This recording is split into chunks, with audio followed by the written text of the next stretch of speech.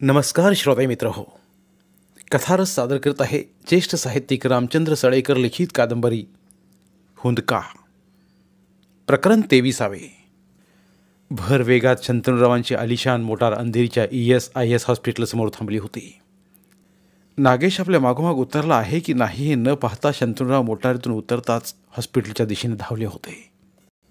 घाईघाईत त्यांनी शुष्क स्वरात तेथील एका नर्सकडे बिंदूची चौकशी केली आणि त्या नर्सने शंतनुरावांना पाद मस्तकने हाळले. तिच्या नजरेतले तिरस्कार पाहून शंतनुराव हादरले होते. बिंदू जळाली याबद्दल नर्स त्यांनाच अपराधी समजत होती हे शंतनुरावांना स्पष्ट कळून चुकले होते. पहिला मजला, तिरसटाप्रमाणे ती नर्स बोलली आणि चटचट निघून गेली होती. शंतनुराव जिन्याच्या दिशेने धावले होते. नागेशही त्यांना येऊन मिळाला होता. नम्रताला आणि तुझ्या मम्मीला फोन करून कळवलेस? पायऱ्या चढता चढता शंतनुरावाने विचारलं होतं. होय पप्पा, नागेश उत्तरला होता. त्या येथे येण्यास निघाल्याच असतील. पहिल्या मजल्यावर त्या वार्डासमोर येताच दोघेही थबकले होते. वार्डाबाहेरील मार्गातच वामन हातात चेहरा खुपसून बसला होता. बाजूलाच मिसेस फर्नांडिस लहानग्या रेखाला घेऊन उभ्या होत्या. तेथील वातावरणात मृत्यूची अमंगल छाया पसरली आहे हे जणू रेखाला कळल्याप्रमाणे तिचा चेहराही उदास दिसत होता. तिचे बावरलेले निष्पाप डोळे क्षणभर वामनवर स्थिरावत होते. नंतर आपल्या आईचा शोध घेण्यासाठी त्या मार्गिकेमध्ये भिरभिरत होते. केविलवाणं दृश्य होतं ते. आपल्याला आणखी काय पाहावं लागेल याच एका विचाराने शंतनुराव धास्तावले होते. काळजावर दगड ठेवूनच ते आत शिरले. दरवाजात बसलेल्या पोलिसाने केवळ त्यांच्याकडे दृष्टिक्षेप टाकला होता, पण त्यांना हटकले नव्हते. शंतनुराव आणि नागेश दबक्या पावलाने खोलीत चालत होते. खोली रिकामी होती. फक्त एक खाट होती. खाटेवर कोण आहे ते त्यांना मध्येच उभ्या असलेल्या डॉक्टर, 2 नर्सेस आणि पोलीस इन्स्पेक्टरमुळे दिसू शकत नव्हतं. घुसमटलेल्या आवाजाने मात्र ती खोली व्यापून गेली होती. मधूनच ऐकू येणारं आर्त विव्हळणं अंगावर शहारा फुलवून जात होतं. शंतनुरावानं नागेशचा हात घट्ट पकडून पुढे पाऊल टाकलं आणि त्यांची चाहूल लागता डॉक्टर आणि इन्स्पेक्टर गर्दकन वळले होते. त्यांच्या चेहऱ्यावर उमटली असंख्य प्रश्नचिन्हे आणि सहानुभूती ही शंतनुरावांना समजली होती. धीर करून ते पुढे झाले. औंढा गिळतच त्यांनी खाटेकडे नजर टाकली आणि भयाने त्यांची बोबडीच वळली. दरदरून घाम सुटला होता त्यांना. हात पाय कापू लागले होते त्यांचे. समोरचं दृश्य भयानक होतं. हिडीस होतं. ज्या बिंदूला त्यांनी फुलासारखं जपलं होतं त्या बिंदूचा जवळजवळ कोळसा झाला होता. एक मानवी उंचीच्या आकाराची फुगीर आणि अर्धगोल लोखंडी पिंजऱ्यासदृश्य जाळी तिच्या शरीरावर कुंपणाप्रमाणे ठेवली होती. त्या जाळीवर पांढरी चादर ठेवली असल्याने तिच्या शरीराचा तो भाग दिसत नव्हता. परंतु तिचे खांदे आणि चेहरा उघडा होता. त्यावर जाळ्याची जी चिन्हे दिसत होती त्यावरून शरीराच्या झाकल्या भागाची कल्पना येत होती. शिवाय वेदना असह्य झाल्यामुळे बिंदूची विव्हळणे ऐकवत नव्हते. ती किंचाळत होती, ओरडत होती. थांबवा हे डॉक्टर, डॉक्टर प्लीज. शंतनुराव एकदम ओरडले होते. पाहवत नाही मला हे, ऐकवतही नाही. तुम्ही? इन्स्पेक्टरने मध्येच प्रश्न केला होता. मी हिचा बाप, शंतनुराव केळकर. पण प्रश्न विचारण्यात वेळ घालवू नका. डॉक्टर, डॉक्टर तिच्यावर उपचार करा, औषधोपचार करा. तिच्या यातना थांबवा डॉक्टर, तिच्या यातना. शंतनुराव रडू लागले होते. जबरदस्त कर्तृत्वाचा माणूस, परंतु लाडक्या बिंदूची अवस्था पाहून कोसळला होता. आम्ही प्रयत्नांची शिकस्त करीत आहोत केळकर, डॉक्टर म्हणाले. नागेशचा आधार घेऊन शंतनुराव उभे होते. आपले डोळे पुसत त्याने डॉक्टरांकडे पाहिलं आणि म्हटलं, तुमच्या बोलण्याला वेगळाच वास येतो आहे डॉक्टर. डॉक्टरांनी खांदे उडवले आणि बेशुद्धीत कण्णाऱ्या बिंदूकडे नजर टाकीत ते म्हणाले, केळकर, अशा संपूर्ण भाजलेल्या केसेसमध्ये हमखास असे आम्ही काहीच सांगू शकत नाही. अतिशय वाईट परिस्थिती आहे तिची. भकास नजरेने शंतनुराव एकटक बिंदूकडे पाहत राहिले होते. आपल्याच हाताने फुलवलेली बाग आपल्याच डोळ्यांसमोर बेचिराग झालेली पाहणं त्यांच्या नशिबी आलं होतं. कसं झालं हे? स्वतःला सावरीत इन्स्पेक्टरकडे वळून शंतनूरावाने अचानक विचारलं होतं. बापट काहीच सांगू शकत नाहीत. इन्स्पेक्टर बाहेर वामनला पाहण्याचा प्रयत्न करीत म्हणाले. ती स्टोव्हमध्ये घासलेट भरत होती, एवढंच त्यांना माहीत आहे. कदाचित त्यावेळीच अपघात झाला असावा असं त्यांचं मत आहे. शंतनूरावाने एक दीर्घ सुस्कारा सोडला. नागेश तर पुतळ्यासारखा उभा होता. जणू त्याच्या साऱ्या संवेदना बधीर झाल्या होत्या. दोघांचे वैवाहिक संबंध कसे होते? इन्स्पेक्टरने सहज प्रश्न केला. नागेश भानावर आला. कावेबाजपणे त्याने इन्स्पेक्टर पाहिले आणि तुटक स्वरात तो म्हणाला, तो वामन आमच्याकडे आश्रित म्हणून वाढला आहे आणि त्यानेच माझ्या बहिणीशी प्रेमविवाह केला आहे. तो विवाह बिंदूने आम्हा सर्वांच्या मनाविरुद्ध केला होता. माझ्या अंदाजाप्रमाणे ती त्याच्याकडे सुखी नव्हती. शंतनूराव आश्चर्याने नागेशकडे पाहत होते. इन्स्पेक्टरनेही पुढचा प्रश्न विचारण्यासाठी तोंड उघडले होते, पण नागेशने कोणालाही संधी दिली नव्हती. वामनविषयी संशय पेरण्यात आपण यशस्वी झालो आहोत याचा अंदाज त्याला इन्स्पेक्टरच्या चेहऱ्यावरचे फेरफार पाहूनच आला होता. तत्परतेने तो शंतनूरावांना घेऊन बाहेर आला होता. बाहेर येताच शंतनूराव वामनसमोर येऊन उभे राहिले होते आणि त्यांना पाहून त्यांच्या पायानं हाताची मिठी घालीत वामने हंबरडा फोडला होता. त्याच्या आक्रोशाने शंतनूरावही स्वतःवर संयम ठेवू शकले नव्हते. रडता रडताच त्यांनी वामनला मनात सलणारा प्रश्न विचारला होता. असे असे असे घडले कसे वामन? बाबा काहीच कळायला मार्ग नाही. ती स्टोव्हमध्ये घासलेट भरत होती. मी बेडरूममध्ये होतो. एकदम बिंदूची किंचाळी ऐकू आली आणि मी जीवाच्या आकांताने स्वयंपाकघराकडे धावलो. वामन थांबला. डोळे फाडून तो शून्यात पाहू लागला. जणू ते दृश्य त्या क्षणीही त्याला स्पष्ट दिसत होते. मामा, वामन गदगदलेल्या आवाजात म्हणाला, मी गेलो त्यावेळी बिंदू संपूर्ण पेटली होती हो. मी खूप प्रयत्न केला तिला वाचवण्याचा, पण काही. वामनने वाक्य अर्धवट सोडलं होतं, परंतु त्या क्षणी त्याचे भाजलेले हात शंतनूरावात दिसून आले होते. वामन गदगदून रडत होता आणि नागेश त्याच्याकडे तिरस्काराने पाहत होता. ह्याच वामनने आज सकाळीच आपल्याला आपल्या केबिनमध्ये बडवले हे नागेश विसरला नव्हता.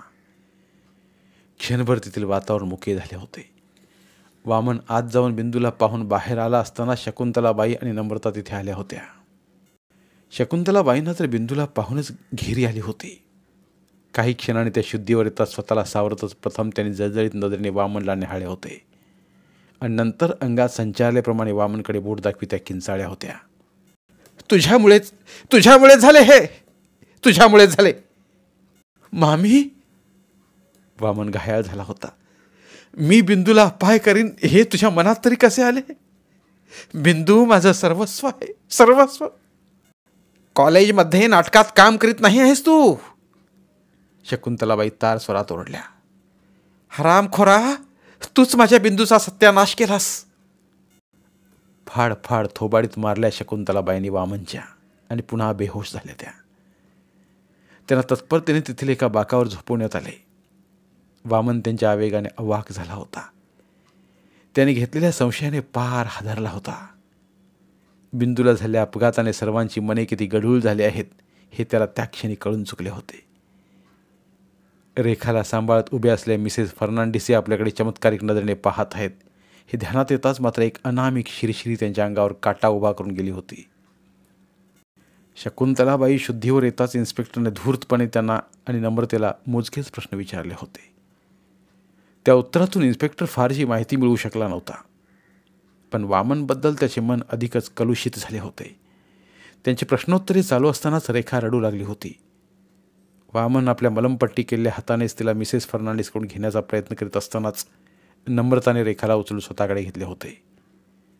मायेने तिने रेखाला छातीशी धरले होते. रेखाला चुचकारताना नम्रताचे डोळे भरून आले होते. आपण रेखाला बंगल्यात नेऊया, आग्रही स्वरात शंतनूरावांकडे पाहत म्हटले होते.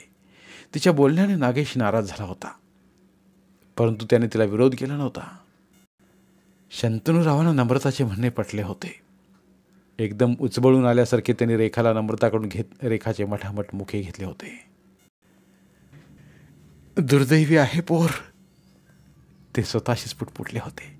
आणि नंतर वामनकडे वळून पाहत ते म्हणाले होते, वामन, रेखाला आम्ही घेऊन जात आहोत. वामनने मान डोलावतच कृतज्ञतेने त्यांना हात जोडले होते. बिंदू बरी झाली की घेऊन जातो रेखाला. डॉक्टरांच्या गाठीभेटी घेऊन पुन्हा बिंदूची स्थिती पाहून सारे केळकर कुटुंब रेखाला घेऊन निघून गेले होते. शकुंतलाबाई तेथे थांबण्यासाठी अडून बसल्या होत्या, पण शंतनूरावांनीच त्यांना विरोध केला होता. शिवाय डॉक्टरांनीही बिंदूच्या सोबतीला कोणाची जरुरी नाही असे निक्षून सांगितले होते. डॉक्टर, बिंदूच्या यातना कमी होतील असा उपचार करा. पुन्हा एकदा जाताना शंतनूरावांनी डॉक्टरांना विनवले होते. डॉक्टर खिन्न हसले होते. वामनपासून दूर जात आणि शंतनूरावांना जरा बाजूला घेत ते म्हणाले होते, खोटी आशा दाखवत नाही मी तुम्हाला, पण या क्षणी त्या दुर्दैवी तरुणीसाठी ईश्वरी चमत्काराची आवश्यकता आहे. आपल्या मोटारीतून बंगल्याकडे परतताना शंतनूरावांनी रेखाला स्वतःच्या मांडीवर बसवून ठेवलं होतं. तिच्या स्पर्शात ते बिंदूला आठवीत होते. ते चिमण्या जीवात ते त्यांच्या बिंदूला शोधित होते. मोटारीतील इतर जणही गंभीर झाले होते. एक प्रकारची सुतकी कळा सर्वांवर पसरली होती. मिसेस फर्नांडिस आणि इमारतीतील इतर जणही निघून जाताच वामन एकटाच तिथे राहिला होता. दर 5 मिनिटांनी तो आत जाऊन बिंदूच्या स्थितीचे अवलोकन करीत होता. बेशुद्धीतच बिंदू आर्त विवळत होती. त्या विव्हळण्याने वामनच्या काळजाचं पाणी पाणी झालं होतं. पश्चातापाने पोळून निघाला होता वामन. आपण उगाच बिंदूशी भांडलो असं वाटू लागलं होतं त्याला. बिंदूच्या या अवस्थेला आपणच कारणीभूत आहोत असं वाटून स्वतःला अपराधी समजू लागला होता तो. बिंदूजवळ वामनला जाणीवा हरवल्यागत बसून राहिलेला पाहून सारे हळहळत होते. अंधारून येण्याच्या सुमारास बिंदूने डोळे उघडले तेव्हा तिथे वामनशिवाय कोणी नव्हतं. विवळत आर्त ओरडत बिंदूने मानेची हालचाल केली आणि तिची वामनशी दृष्टादृष्ट झाली. बिंदू शुद्धीवर आलेली पाहून वामनला आनंद झाला होता. बिंदू, बिंदू, तिच्या पलंगाजवळ जात उत्तेजित होत ओरडला होता. मी वामन, वामन. बिंदूने बोलण्याचा प्रयत्न केला, पण फक्त घुसमटल्याचाच आवाज बाहेर आला आणि त्या प्रयत्नात तिच्या वेदनाही वाढल्या. बोल, बोल बिंदू, बोल. तिचे विलग झाले ओठ पाहून वामन पुन्हा ओरडला. मला ओळखलंस, ओळखलंस. बिंदूच्या डोळ्यात पाणी आलं. आपली अवस्था तिच्या लक्षात आली होती. तुला ओळखणार नाही मी. अरे तू माझा वामन, वामन. ती बोलू शकली नाही, परंतु तिच्या हृदयाची स्पंदने वामनला जाणवली होती. बिंदू, मी तुझा अक्षम्य अपराधी आहे ग. क्षुल्लक कारणावरून मी तुझ्याशी भांडलो. बिंदू, माझ्यामुळेच हे सारं घडलं. नाही रे राजा, नाही. मला माफ कर बिंदू, मला माफ कर. माफी तर मी मागायला हवी वामन. अरे यापुढे मी हट्टीपणाने वागणार नाही. तुझंच ऐकेन. बिंदू, यानंतर मी तुझा प्रत्येक शब्द झेलेन. तुला कधीच विरोध करणार नाही मी. तू लवकर बरी हो बिंदू, लवकर.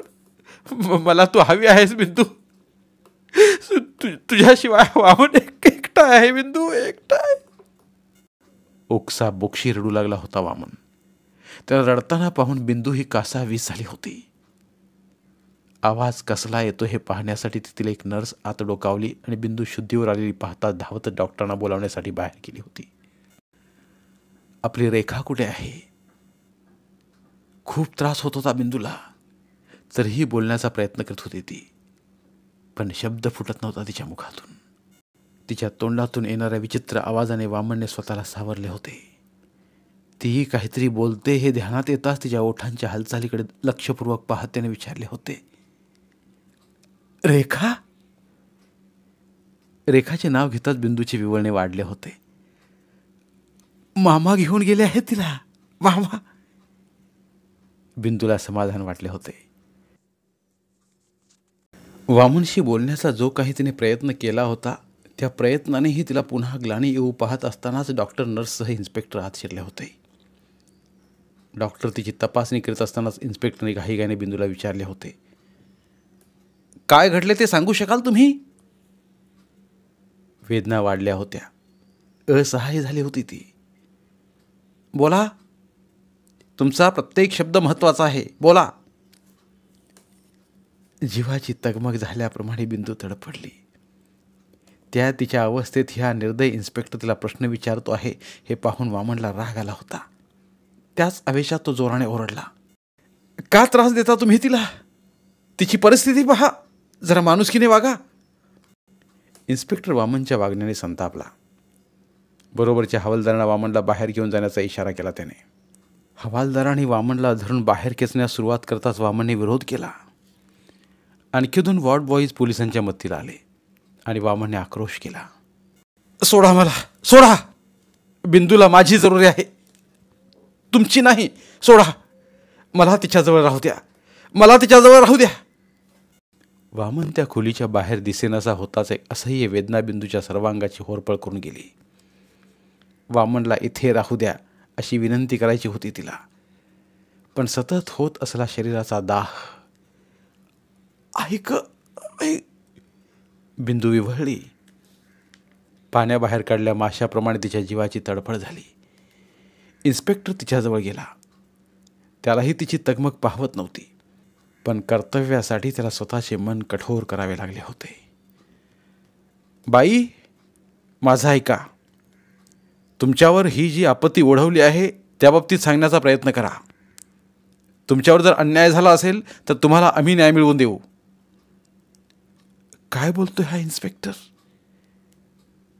बिंदूचे डोळे इन्स्पेक्टरवर खिळे होते.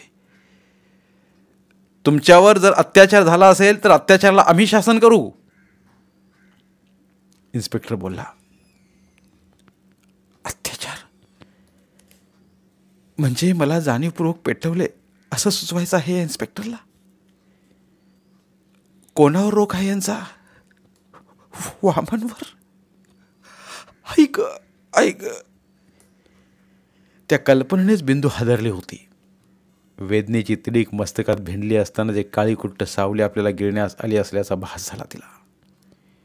डोळे आपसुकच मिटले गेले तिचे आणि क्षणात तिच्यासमोर अंधार पसरला होता. त्या काळोखातच वामन तिच्या आधारासाठी हात फैलावताना तिला दिसला होता. त्याला आधार देण्यासाठी तिनेही आपले हात त्याच्या दिशेने लांबवले होते. वामनने तिचा हात पकडलाही होता आणि त्या क्षणी चारही बाजूने अंधार दाटून आला होता. वामन! बिंदू आक्रंदली होती. वामनचा हात सुटला होता.